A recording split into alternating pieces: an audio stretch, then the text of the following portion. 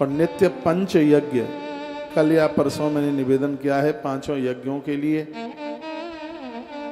वह जरूर कीजिए। पहला है उसमें ब्रह्म यज्ञ, ग्रंथ रोज पढ़िए। दूसरा है द्रव्य यज्ञ, यज्ञ में आहुति डालिए। तीसरा है अतिथि यज्ञ, दरवाजे पर आए हैं उन्हें भोजन कराइए। चौथा है पितृ यज्ञ, तर्पण इत्यादि। और 5वां है पंछियों के लिए आप दाना पानी की व्यवस्था कीजिए। भगवान नारायण के इष्टापूर्तरताये च पंच यज्ञस्तचाचयी ध्यान ताश ये नित्यम नेक्षन्ते ते यमालयम। जो लोग नित्य यह काम करते हैं उन्हें कभी भी यमराज के घर नहीं जाना पड़ता, और बहुत सहज है, बहुत सरल है। यदि आप करना चाहोगे तो बिल्कुल भी कठिन नहीं है, इतना सरल है। देखिए, उद्धार के लिए बहुत बातें बताई हैं, लेकिन गरुड़ पुराण में इससे और बढ़िया उपाय नहीं है कोई भी। क्या इसमें लगेगा, कितना धन लगेगा? एक आधा अध्याय पढ़ लेंगे, सत्यनारायण की कथा पढ़ लो, गोपाल सहस्रनाम पढ़ लो, रामायण पढ़ लो, भागवत गीता पढ़ लो, एक अध्याय, आधा अध्याय, एक चौथे अध्याय। इसमें तो लिखा है कि श्लोक पढ़ लो। जैसे आप झाड़ू बुहारी चौका बर्तन का काम घर में करते हो, वैसे इसको करो तो आपका ब्रह्म यज्ञ हाल ही हो जाएगा पूरा। अगली बात, एक तांबे की कुंडी घर में रखो। दोपहर का जब भोजन बनता है तो 5 कौर तोड़कर जलती हुई आग के ऊपर डाल दो। उसके ऊपर 5 चम्मच घी छोड़ दो। ये आपका द्रव्य यज्ञ हो जाएगा तत्काल, देर नहीं लगेगी। उसके बाद घर में कोई मेहमान आए हैं उनको जमाइए, या घर में कोई वृद्ध है उन्हें जमा दीजिए, बड़े बूढ़े हैं उन्हें जमा दीजिए। आपके अगल बगल में ऐसे बूढ़े वृद्ध लोग रहते हैं जिनके बच्चों के पास पैसा तो खूब है, लेकिन वो उन वृद्धों को कभी समझते नहीं, और ऐसे बूढ़े लोग कभी आपके घर आ जाते हैं। कभी उन्हें वस्त्र दे दो, खाने पीने की चीज दे दो, तो यह एक बहुत बड़ा यज्ञ हो जाएगा। और पितृ यज्ञ, आप धन कमाते ही है जिससे आप परिवार चलाते हैं, आपके माता पिता आपके पास हैं, बहुत अच्छी बात है। दूर हैं तो उसमें से थोड़ा थोड़ा बचा करके उनकी सेवा व्यवस्था में पहुंचाते रहिए। और ये 5वां यज्ञ है जिसके प्रति मेरी बड़ी श्रद्धा है। चींटियों के लिए, चींटों के लिए, जीव जंतुओं के लिए नदी जाओ तो आटे की गोलियां बना के लेके जाओ। मैं वृंदावन केसी घाट जाता हूँ जब भी टाइम मिलता है। मेरा फेवरेट स्थान है वृंदावन में केसी घाट। इस जगह पर मैंने अनुष्ठान किए हैं, कभी आप जाएं, यमुना जी का मंदिर बनाए वहाँ, बहुत अद्भुत जगह है। और यदि आप आटे की गोलियां लेकर के जाते हैं तो तुम्हें देख करके सैकड़ों, 10-5 की बात नहीं कर रहा हूँ, सैकड़ों कछुए पहली सीढ़ी पर उतर करके आ जाएंगे। और आप जानते हैं कच्छप श्री का पर्याय है।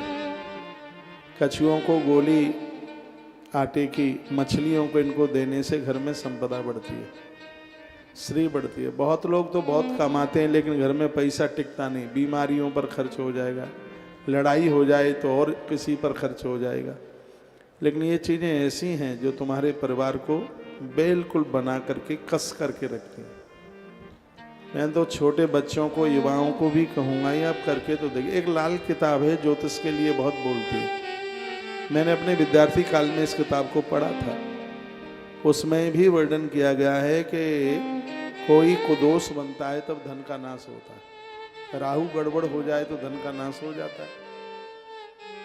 तो उसके लिए मछलियों को दाना डालते हैं, कछुओं को डालते हैं, आप कौए को खिलाते हैं, तो इन सब चीज़ों से दोष समाप्त हो जाते हैं और कोई ऐसा भारी खर्चा नहीं। तुमने मुझे टेलीविज़न पर देखा होगा कभी, जब मैं वृंदावन में होता हूँ तो मैं निकलता हूँ आटा लेकर के, भूसी लेकर के, आटे की गोलियाँ बनाकर लेकर। कौए हजारों की संख्या में मिलाई दिखाई देते हैं उधर देवरा बाबा के आश्रम की तरफ। ये सब आनंद हम लोगों को बराबर मिलता रहता है। अब वृंदावन छोड़ करके बाहर भी जाना पड़ता है, नहीं तो इतने काम है वो सब होंगे कैसे। जहाँ भी हैं अपने आप को एक आनंद के साथ जोड़ दो। इष्ट पूर्तरता ये च पंच यज्ञ ताशय। 3 काम करने के लिए विशेष बोला जा रहा है। एक है इष्ट कार्य, एक है पूत कार्य और एक है यज्ञ कार्य। और तीनों काम लिखने के लायक हैं। सबसे पहले इष्ट कार्य लिख लीजिए। इष्ट कार्य क्या है? नित्य यज्ञ करना, देवताओं को नहलाना धुलाना, उपासना करना, अतिथि का सत्कार करना और श्राद्ध करना, ये इष्ट कार्य में आता है। उसके बाद है पूत कार्य।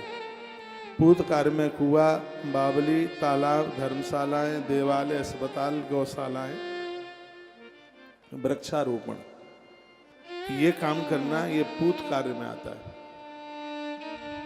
उसके बाद में है यज्ञ कार्य। यज्ञ कार्य में क्या क्या है? ग्रंथ पढ़ना, यज्ञ में आहुति डालना, दरवाजे पर लोग आए हैं उनको जिमाना, भोजन कराना, घर में वृद्धों को जिमाना, उनका ध्यान रखना और जीव जंतुओं के लिए आटा डालना। ये इतने पवित्र कार्य हैं। भगवान नारायण कहते हैं जिन्होंने अपने जीवन में ये कार्य किए हैं, हे गरुण तुझे संग ले जाकर के मैं ऐसे लोगों को तेरी पीठ पर बिठाकर अपने लोक के लिए लेके आ जा। इतनी है बड़ी अद्भुत बात कही है। सेते शेषयानेन पुरा कर्म यथा कृतम उपतिष्ठति तिष्ठन्तं गच्छन्तम् अनुगच्छति। मनुष्य के द्वारा किया गया कर्म सदा उसके साथ रहता है, उसके पीछे पीछे चलता है। इस बात को जिंदगी में कभी भी मत भूलना। गलत कर्म हमारे संग संग चलेगा, कहीं एक्सीडेंट होगा, लड़ाई होगी, झगड़े होंगे, जेल में बंद हो जाएंगे। और धर्म कर्म हमारे साथ चलता है, जहां भी हम पहुंचेंगे लोग गले में माला डालेंगे, चरण छुएंगे, छुएंगे ही नहीं, चरण धो करके पी लेंगे। यदि समाज में ऐसा हो रहा है तो समझ लो कि धर्म कार्य तुम्हारे संग संग चल रहा है। हम घर से निकले, किसी के साथ लड़ाई हो गई, झगड़ा हो गया, जेब कट गई, एक्सीडेंट हो गया और ऐसी कोई दिक्कत हुई तो ये ग्रंथ साक्षी है इस बात के लिए। लिखा है पाप कर्म संग संग चल रहा था, इसलिए ऐसा होता। कोई अपराध हो गया होगा निश्चित रूप से, लेकिन उसमें हम जान जान बच गए इसलिए क्योंकि हमारे पुण्यों का पलड़ा भारी था, इसलिए। तो बड़े आग्रह पूर्वक निवेदन है हमारा, ऐसे इस पवित्र कार्य को जरूर कीजिए।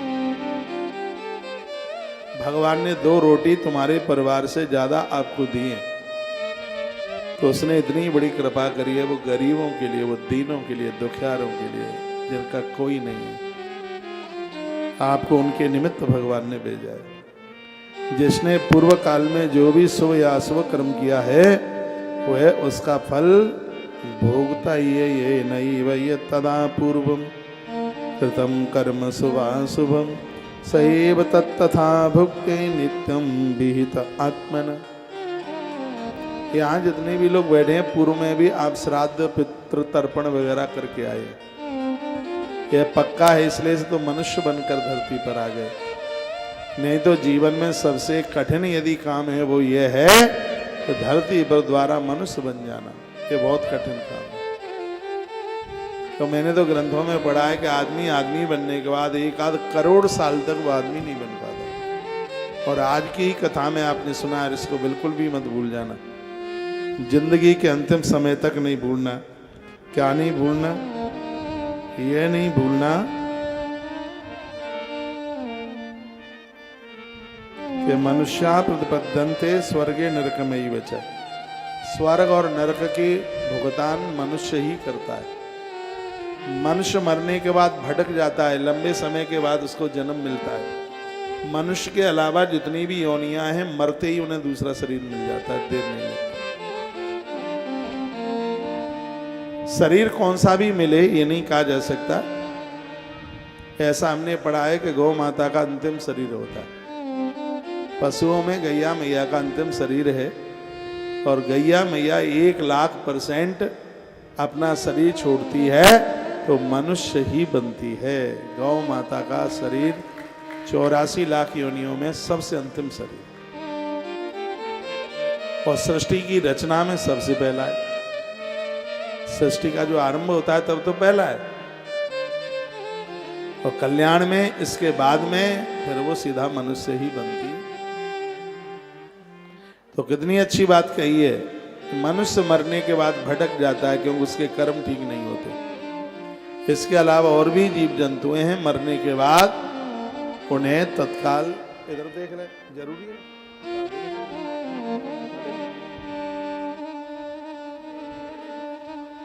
और जितना भी जीव है मरने के बाद तत्काल उसको जीवन मिल, दूसरा शरीर मिल जाता है। मनुष्य प्रमादवश बड़ा पाप करता है। एक गुरु की जरूरत इसलिए पड़ती है क्योंकि गुरुजन उससे प्रायश्चित करवाते हैं, उसको अनुशासित बनाते हैं। जो दुष्ट मनुष्य अपने पापों का स्वयं प्रायश्चित नहीं करता, फिर उन्हें ये प्रकृति दंड दे देती है। कितनी सुंदर बात कही, और ये बहुत सुनने के लायक है। यदि हमसे होने वाले अपराधों का प्रायश्चित हमने नहीं किया तो प्रकृति फिर बहुत बड़ा दंड दे देगी, बीमारी दे देगी, फेफड़ा फट जाएगा, एक्सीडेंट हो जाएगा, टांगें टूट जाएंगी, पेड़ ऊपर गिर जाएगा, टूट टाट करके नीचे पड़े रहेंगे। यदि कोई गलती हुई है तो उसका प्रायश्चित कीजिए, मंदिर में बैठ करके कीजिए, दीनों की सेवा करके कीजिए। जैसा अपराध हुआ है उसी तरीके का उसका प्रायश्चित होना चाहिए। यदि किसी पुरुष ने किसी स्त्री के साथ दुष्कर्म किया तो उसके लिए बताया गया कि 3 साल तक वो किसी नगर में प्रवेश नहीं करेगा, किसी गांव में प्रवेश नहीं करेगा, नदियों के किनारे पड़ा रहेगा, नदियों की मिट्टी अपनी देह से लगाए, नदियों में नहाए, वहीं जल पिए, जो भी फल फूल पत्तियां मिल जाए उसी से गुजारा करें। एक स्मृति चंद देखा भैया, चुनरी और स्मृति दो फटाफट। तो यह कितना कठिन काम है। यदि ऐसा नहीं किया जाएगा तो फिर प्रकृति तोड़ देगी, खत्म कर देगी, जिसके परिणाम बहुत विपरीत होंगे। तो इसलिए व्यक्ति को अपने आप ही उसका प्रायश्चित कर लेना चाहिए। जो दुष्ट मनुष्य अपने पापों का स्वयं प्रायश्चित नहीं करता, फिर उसे राजा दंड दे देता है। जिनके पाप का ज्ञान न तो गुरु को हो पाता है न राजा को, उनके पाप की सूचना चित्रगुप्त के रजिस्टर में लिखी होती है। महापुरुषों के संग चलना सीखिए। संतों के संग चलने से जीवन में होने वाली गलतियों का प्रायश्चित हो जाता है। ऐसे महापुरुष